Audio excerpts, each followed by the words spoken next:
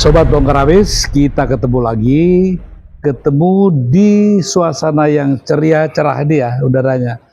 Mudah-mudahan Indonesia juga secerah inilah. Tapi kalau kita pelajari apa yang sekarang ini terjadi ya, rasanya kok kita harus bicara soal serius nih.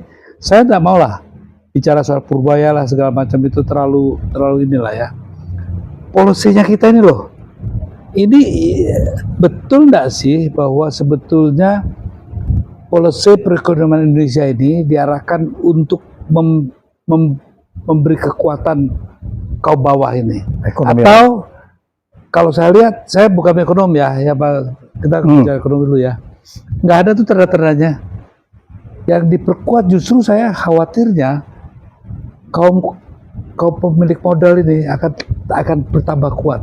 Karena tidak ada polisi yang saya lihat mengarah ke sana. Gimana menurut Anda? Ya, gini Mas Eros, untuk intervensi ekonomi langsung kepada rakyat kecil, ini kan kita cuma lihat diharapkan dari koperasi desa, koperasi merah putih. Nah itu aja gitu kan. Tapi kebijakan ekonomi yang lainnya masih belum menyentuh untuk ekonomi kelas menengah atau yang namanya UMKM. Ini kita harapkan bahwa kebijakan ekonomi ini akan menyentuh juga sampai di sana gitu. Ini koperasi merah putih ini awalnya memang ada di dalam perencanaan dari pemerintahan saat ini untuk meningkatkan ekonomi kerakyatan lah bilangnya gitu. Tapi tersendat-sendat selama ini karena tidak ada dana. Tersendat-sendat bagaimana? Kan ada tuh kita lihat sudah ada didirikan koperasi, kemudian tutup lagi habis diresmikan, kemudian tutup lagi katanya tidak ada modal gitu.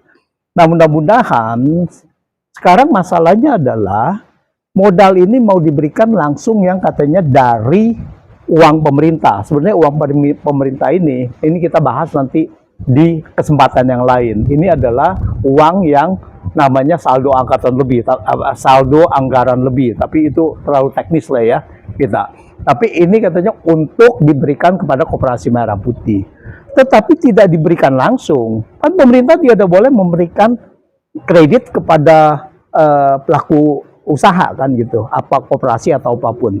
Tapi melalui institusi yaitu perbankan.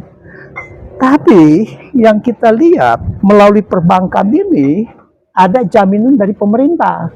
200 triliun ini sebetulnya buat uang jaminan bahwa kalau koperasinya gagal bayar, ini yang dieksekusi gitu. Ya, yang diambil untuk ngebayarin itu. Itu yang beredar di masyarakat bahwa di sini adalah jaminan. Ini ada potensi pelanggaran juga. Pelanggarannya apa? Pemerintah tidak boleh memberikan kredit secara langsung dan juga tidak boleh memberikan jaminan, nggak boleh gitu. Nah ini kita masih dalam dilematis, artinya apa? Tatanan untuk mengintervensi ekonomi ini masih raba-raba, gitu. Masih coba-coba. Gitu. Maaf. Ya. Kalau saya dengar tadi kok kayaknya apakah hanya dengan koperasi itu jawabannya? Kan yang saya pertanyakan itu policy secara menyeluruh ya. Kan apakah perekonomian kita itu dengan didirikannya koperasi merah putih, maka ekonomi kerakyatan itu akan tumbuh bangkit gitu kan. Sementara kekuatan negara itu ada kok kalau berapa orang konglomerat aja ngumpulin duit. Lebih banyak duitnya dia. Oh iya. Dan dia bisa menggoyang semua itu semua. Ya. Ya. Nah untuk itu yang saya tanya policy itu begini loh. Sebetulnya Pak Prabowo ini ya kan berani nggak sih ngambil kebijakan yang cukup ekstrim ya kalau berpihak kepada rakyat loh ya. Kan harusnya contohnya gini lah, 10 tahun terakhir ini kan kita lihat banyak orang kaya baru ya, dan kita juga bagaimana persediaan yang namanya kekayaan bumi kita ini semakin menyusut ya. Dan itu hanya diperuntukkan buat orang-orang tertentu aja. Nah ini mau diterusin apa enggak? Kalau bicara soal merah putih, itu hanya untuk nyenengin aja lah. Kalau menurut saya sih tidak menyentuh yang paling mendasar. Kenapa? Karena negara sudah dikontrol oleh sekelompok orang tuh yang punya dana besar dan dia bisa menentukan apa saya maunya gitu loh. Nah, berani nggak ini? Itu maksud saya policy itu seperti itulah. Ya itulah yang saya katakan dari awal bahwa itu belum kelihatan gitu. Bahkan kelas menengah pun bagaimana kita yang sekarang sedang menyusut, yang lagi ini ada menyusut 10 juta kelas menengah dan sebagainya, itu bagaimana membangkitkan itu belum kelihatan. Jadi kalau kita lihat saat ini adalah cuman koperasi merah putih ya untuk rakyat, intervensi ekonomi rakyat yang secara mendasar katanya untuk mengentaskan kemiskinan, dan yang kedua adalah hanya sebagai yang MBG, yang ketiga melalui Danantara. Danantara ini nggak menyentuh gitu untuk kita punya ekonomi. Apakah dia bisa membangkitkan ekonomi, itu pun masih tandanya. Jadi memang belum kelihatan yang tadi saya katakan. Ini belum ada tanda-tanda bagaimana pemerintah bisa mengintervensi, apalagi pertumbuhan 5%, siapa yang menikmati gitu kan? 5%, 6%, 7%, siapa yang menikmati gitu. Dan kita lihat bahwa sekarang ini kesenjangan sosial ini semakin besar gitu. Jadi kita punya kesenjangan sosial sangat besar sekali, bahwa kita masih ada 194 juta penduduk yang kategorinya berpendapatan di bawah 1,5 juta miskin. Ya, 1,5 juta kategori miskin dari Bank Dunia gitu. Bayangkan 194 juta. Kalau dari Mas ini gimana? Kalau saya ngeliat tangkap dari media Mas ya, bukan ekonom, jadi saya hanya ingin merefleksikan dari apa yang saya baca, saya lihat. Begini Mas, Presiden Prabowo itu seperti guyonan netizen itu kayak emak-emak begini, memberi sign kiri tapi bergeraknya ke sign kanan, nah beloknya ke kanan, jadi ala omon-omon gitu ya. Nah, contoh yang paling konkret yang terbaru lah, soal efisiensi Mas misalnya. Kemarin ada reshuffle kan, kayaknya cuma 5 menteri yang di reshuffle diganti, tapi kok tambahnya jadi 11. Contohnya ada yang disebut Badan Gizi Nasional, wakil badannya menjadi 3 sekarang. Dan badan ini entah kenapa semuanya dikuasai militer, TNI, baik aktif maupun purnawirawan. Jadi ada ketidakkonsistenan antara ucapan dan realitas gitu kan. Itu tadi, menteri yang gemuk sudah tahu itu diprotes banyak warga, dipersoalkan, tapi tidak ada sedikit pun keinginan untuk memangkas itu. Kita kan seneng kemarin, Budi Ari dicopot, tapi nggak jelas ini kemudian kelanjutannya apa, apakah Budi Ari akan kasus judi online-nya akan diangkat, malah yang terdengar dia akan diangkat jadi duta besar. Nah, contoh lain adalah MBG, yang menurut saya selain koperasi yang belum jelas itu, MBG itu sudah jelas Mas, karena itu kan sudah turun dananya, sudah berjalan setahun ini. Tetapi yang terjadi, yang ramai diberitakan ada lebih dari 5.600 anak sekolah keracunan dan kualitas makanannya buruk dan sebagainya. Dan kemudian yang terbaru yang ramai diberitakan di publik adalah ternyata operator dari makan bergizi gratis adalah orang-orang lingkaran Presiden Prabowo. Artinya tidak trickle down effect program MBG itu tidak berjalan. Nah, kalau kemudian ada guyonan sen kiri beloknya kanan, nah itulah realitas. tapi oke lah itu. Kalau saya masih lihat itu kasus ya, kasus. Sorry saya namanya kasus. Yang saya ingin tanyakan kepada para ekonom di Indonesia ini ya, sebetulnya ya negara ini punya kekuatan enggak sih gitu? Kalau saya lihat kok negara kayak nggak punya kekuatan gitu kan? Karena perekonomian kita dikendalikan hanya orang berapa orang kok itu ya, orang-orang yang katakanlah punya memang daya untuk mempengaruhi pasar ya. Nah, menurut ini gimana penyelesaiannya kalau namanya kayak negara ini terpenjara oleh orang-orang itu gitu loh? Iya, jadi memang kalau kita lihat negara ini, kita ini memang dikendalikan oleh segelintir orang. Segelintir orang dia yang mempunyai kapital, dan kapital itu yang menggerakkan, seolah-olah menggerakkan ekonomi ini. Di mana kalau satu negara di mana kelas menengahnya itu terpuruk, maka negara itu akan mendapatkan banyak masalah dalam arti bahwa pengendalian dari ekonomi ini ada di atas saja. Jadi kalau kita lihat pertumbuhan ekonomi kita sekarang berapa? 5%, anggap 5%. Sekarang kalau kita bikin klaster lagi, klasternya cuma 2 klaster lah, 10% teratas sama 90% ke bawah. 10% ke atas, Ini dia kaum pertumbuhan the have. ekonominya berapa? Kaum the have nih ya. Kaum the have. Ya, the have itu, jadi kalau kita lihat, dia pertumbuhan ekonominya kemungkinan itu bisa sampai 30%. Jadi tak atas ini, karena dia yang membuat ekonomi, menggerakkan semua, ya. ekonomi itu. Iya, iya, Nah, iya. jadi 10% sama 30% berarti dari dia mereka sendiri udah 3% gitu. Makanya kita bilang Indonesia kalau diam-diam saja juga sudah akan bertumbuh 5% gitu. Karena 90%-nya itu dibagi-bagi dengan hanya mungkin 20% pertumbuhan ekonomi gitu. Jadi 90% dari 20% itu jadi cuma 1,8%, ya totalnya jadi 5%. Nah, jadi di sini dengan penggeraknya adalah mereka yang mempunyai kapital. Di sini kesenjangan sosial semakin lama semakin besar. Kenapa saya pertanyakan ini? Karena kan Pak Presiden selalu bicara sosialisme ya. Yang saya seorang sosialis, oke lah, Pak Presiden seorang Pancasilais lah ya. Penuh Pancasila. Kalau saya lihat kok pengendalian ekonomi ya tidak di tangan negara itu sepenuhnya, justru pasar ya dikuasai oleh mereka. Mulai dari you name it lah, beras, bawang putih, kedelai, semuanya. Pokoknya nggak berubah, Mas. Makanya kalau cuma bicarain Purboya dengan apa aja tuh kan gelontoran 200 segala itu udahlah. Tidak ada artinya itu. Mungkin ini problemnya nih, Mas, keberlanjutan itu. Keberlanjutan Jokowi 10 tahun, ya sebenarnya sistemnya tetap sama, diberlanjutkan, walaupun mungkin orang-orangnya, pemainnya mau diganti, tapi sejauh ini belum berhasil. Ya, kalau kita lihat adalah keberlanjutan itu memang sudah dari reformasi. Dan keberlanjutannya bahkan semakin memperparah keadaan. Jadi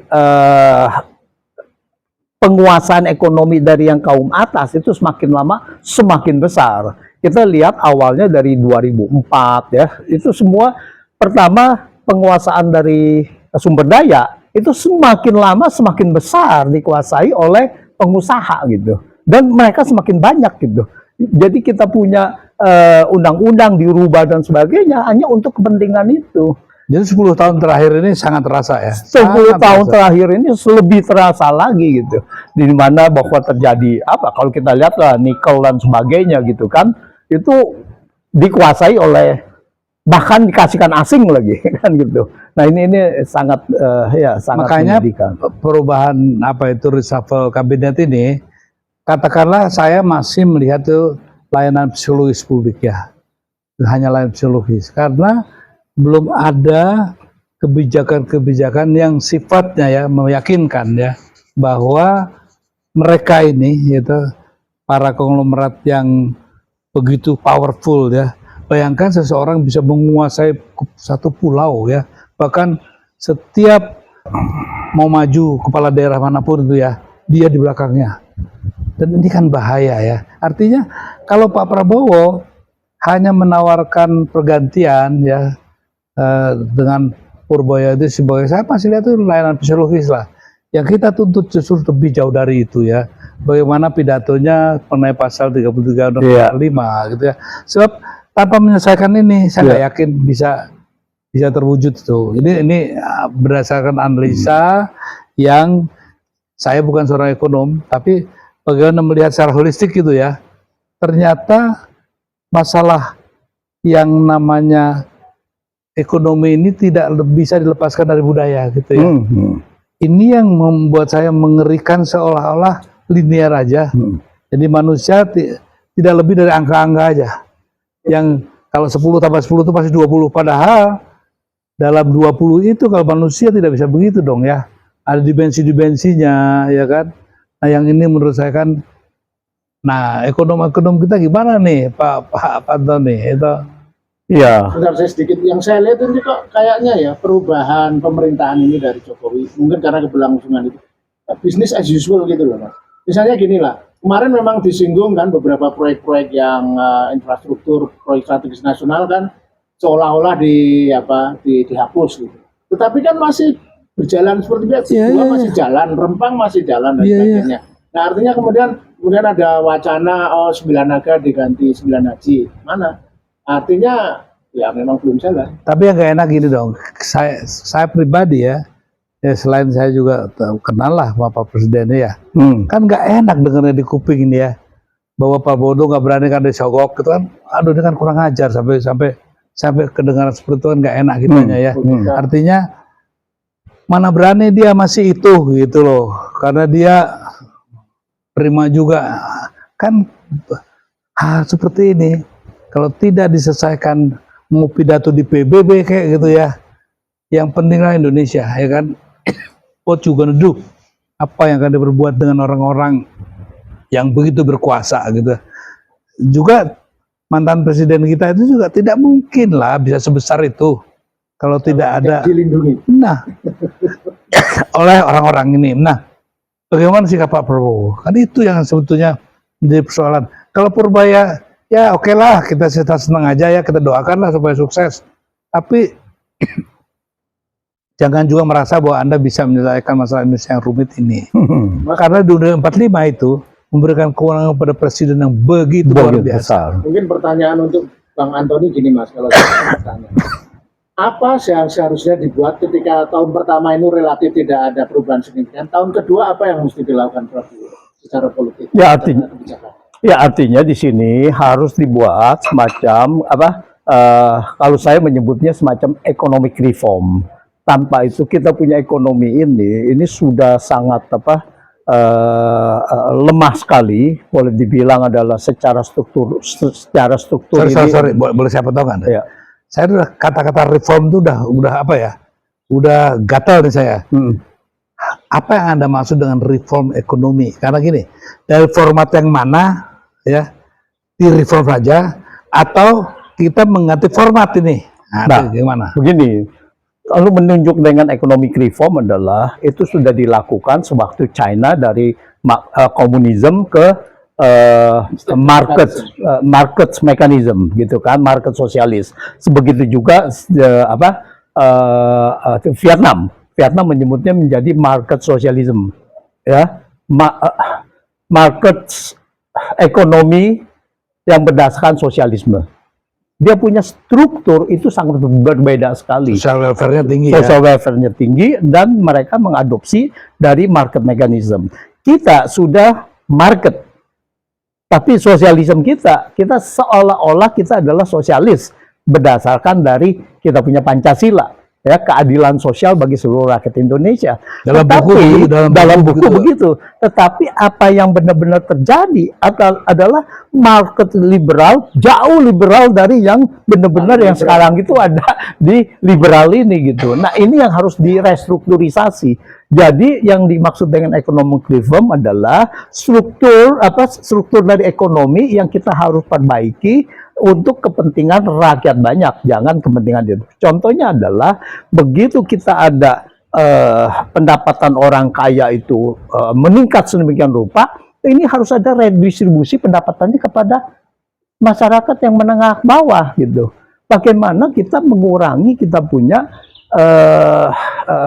tingkat kemiskinan jangan sampai 68,3%.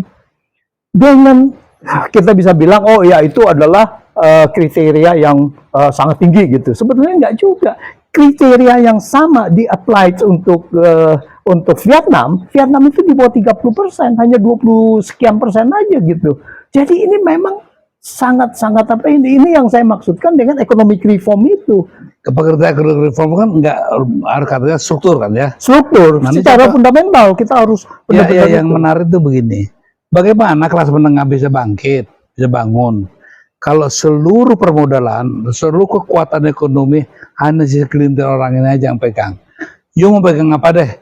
Mau bisnis apa aja pasti ke sana. Nggak bisa juga kita kan. Nah, apa hal ini kamu dirombak sama Pak Prabowo? Nah itu. Nah itu yang paling penting. Jadi saya sih nggak tertarik lah mau diganti Sri Mulyani, diganti Sri Mulyono, Sri siapa lagi, Sri Rezeki gitu. Kalau ininya nggak dirubah. Iya. Karena penyakitnya tuh di situ. Kalau menteri-menteri itu kan gimana presiden kok ya? Presiden kita aja ini gimana memberikan arahan itu kan. Karena gitu Undang-Undang 45 itu Budiman itu beri kewenangan sangat besar pada presiden ya. Iya. Nah kalau dia tidak pergunakan, ya tadi apa bisnis as usual lagi ya kan? Gimana kira-kira? Kelangsungan. Setuju gak gitu tuh? Oh iya, itu adalah secara fundamental ini yang harus dilakukan gitu. Kalau tidak dilakukan itu, ya kita akan ending sama saja seperti bahkan memperparah. Karena apa? Karena trayek daripada kita punya kapitalisme liberalisme ini udah semakin marah, dan kalau didiamkan ini akan menjadi negara ya kalau kita bisa bilang apa a failed state dan sebagainya lah. Kita punya kesenjangan sosial sebetulnya sudah sangat parah sedemikian rupa. Saya melihatnya kalau secara teknis mungkin kita punya Gini coefficient berdasarkan pendapatan sudah lebih dari 0,5 dan 0,55 yang artinya bisa memicu ada masalah sedikit kerusuhan sosial. Jadi kita sudah lihat bahwa kemarin yang Agustus itu kan dipicu oleh hal itu. Itu adalah tercermin dari kita punya kesenjangan pendapatan yang sangat tinggi. Dan kalau ini berlanjut terus, dan saya hampir yakin akan terjadi kerusuhan sosial yang lebih besar. Katanya akhir tahun ini akan krisis fiskal akan terjadi.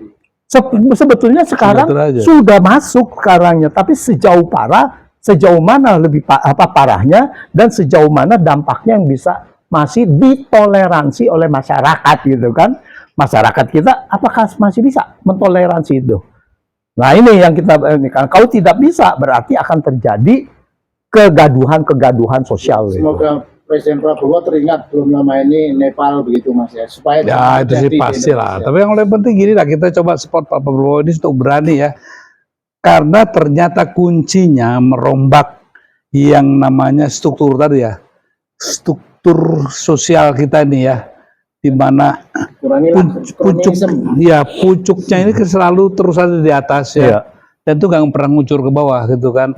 Jadi rasanya pembicaraan kita ini harus kita akhiri dengan satu penggarisbawahan ya, selama Pak Prabowo tidak menyentuh ya masalah sesungguhnya di mana negara sudah terpenjara oleh sekelompok orang saja dan kekayaan negara sudah mengalir ke mereka semua.